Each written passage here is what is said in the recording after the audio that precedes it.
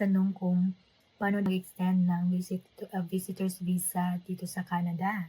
Kaya I decided na ipakita na lang sa inyo yung step by step. So, let's start. First, punta lang kayo sa website. Punta kayo sa how to apply. Basahin nyo lahat yan. Matapos nyong basahin, dito tayo sa how to apply. Sabi dito, issue shortcut ko para sa inyo ha. Prepare your answers for the online tool. Kasi kapag hindi nyo ginawa to, madadirect kayo sa visitor application, visit visa application instead of extension. So, dito, for the first question, what would you like to do in Canada? Syempre, visit. Then, when asked, what is your current country territory of residence? If mag-a-apply tayo ng if mag-a-apply pa lang tayo ng visitor's visa, syempre, Philippines. Pero kasi, extension yung i-a-apply natin, kaya current country is Canada. Select nyo Canada para malaman ng website na extension yung gusto natin. So, ayan. So, ipapakita ko sa inyo kung paano mag-sign in. So, I assume meron na rin kayong account, diba? For those na representative yung nag-apply sa kanila noon, is syempre, wala. So, create kayo ng account. Ayan. Register for an account dito. And for me, sign in na lang tayo. Ayan. Nakapag-sign in tayo, merong terms and conditions. Basahin nyo na rin. And accept.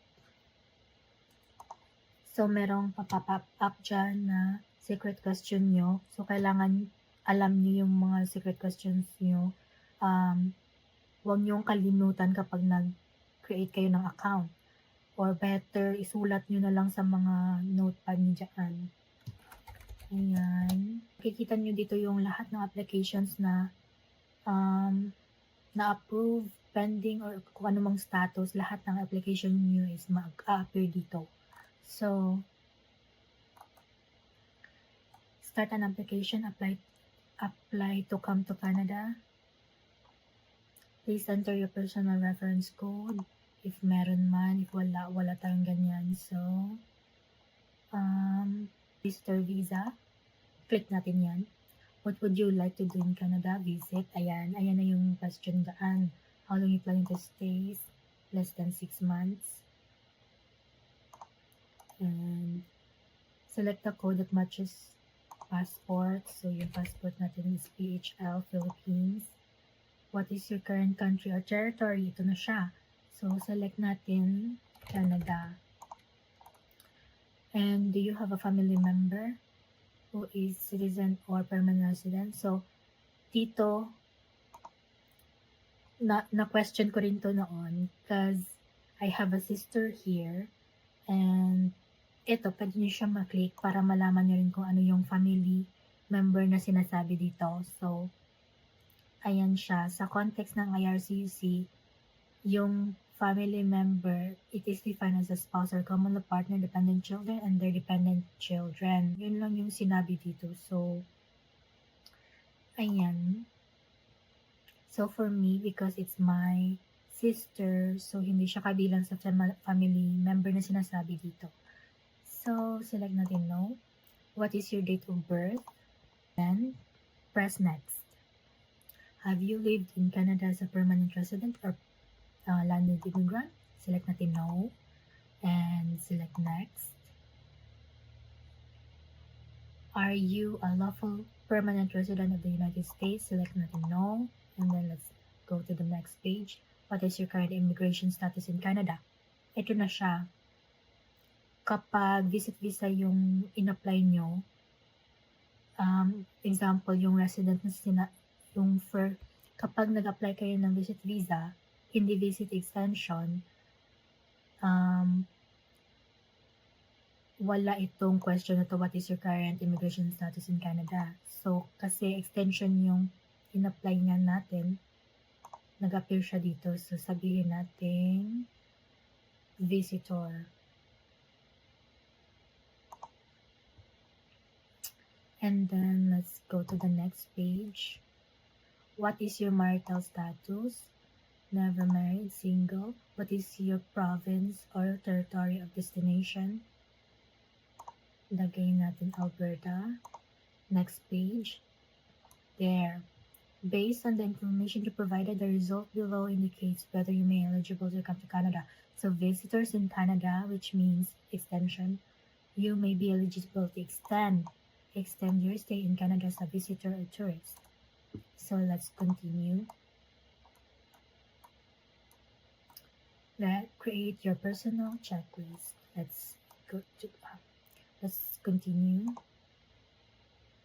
So find out if you're eligible to apply. Are you accompanying a family member who has status in Canada? Let's say no. Same family member din, guys. When does your status in Canada expire? Ayan, select nyo lang. Let's see, 2025. August 12. Your status in Canada expired over 90 days ago. You cannot apply for restoration of status and no longer allowed to stay in Canada. Yeah, that's why. Let's change it. Save and exit. Okay, let's start again. Let's start again. So let's say December. Okay, next. So, yun yun siya kapag nag-expire na kayo. Okay. Have you had a medical exam performed by RCC personal physician within the last 12 months? Wala, no. Next. Do you want to work one of the following jobs? Select no. Next page. Do you want to submit an application for a family member? Select no. Next page. Are you giving someone access to your application? Select no. Next page. In the past 10 years, have you given fingerprints and photo biometrics for application to come to Canada? Yes, we did. Let's select next page.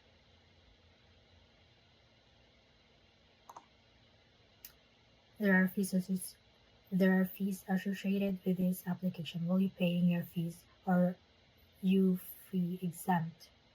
Select yes, I will be paying my application fees. Next page. Are you able to make a digital copy of your documents with a scanner or camera? Select yes. Next page.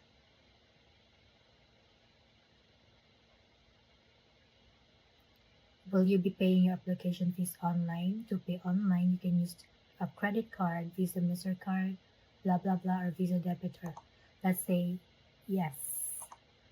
Next page.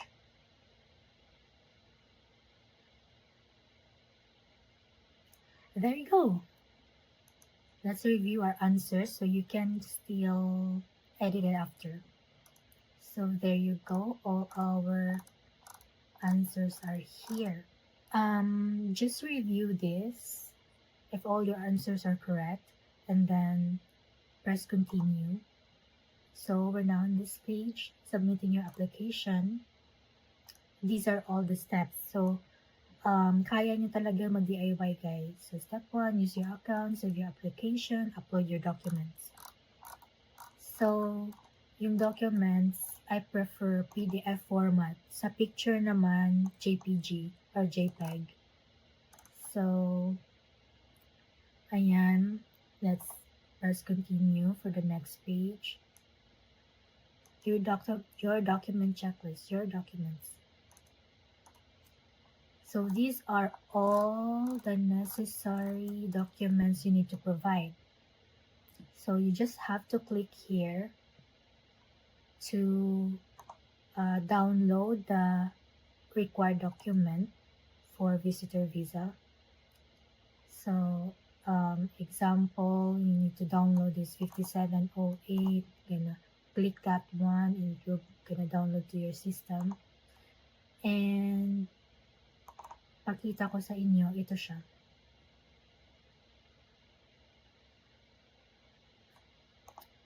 Ito siya. So, dapat may PDF reader kayo para ma-read nyo itong document na to, guys. So, lahat yan, kailangan yung just fill out this form, complete this form, and after nyong ma-complete, isi-save nyo as PDF then. No. And then, kapag naman na-upload, kapag naman na tapos yun na siyang i-fill in the blanks, upload nyo lang dito. So, i-click nyo lang yung upload file. Ayan. Tapos, choose the file and then upload file. Tapos, kung may tanong kayo, meron din naman dito steps completing the forms kapag may tanong kayo.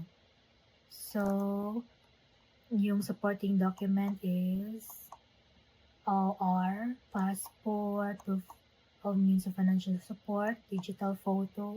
For the digital photo, pwede kayong pumunta sa mga,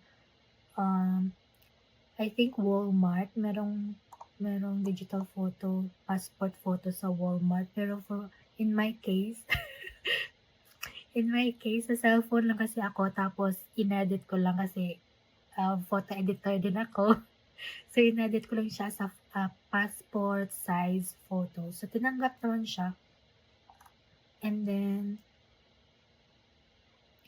optional documents na dito is, ayan, application for temporary resident visa made outside Canada kapag nag-apply ka outside ng Canada.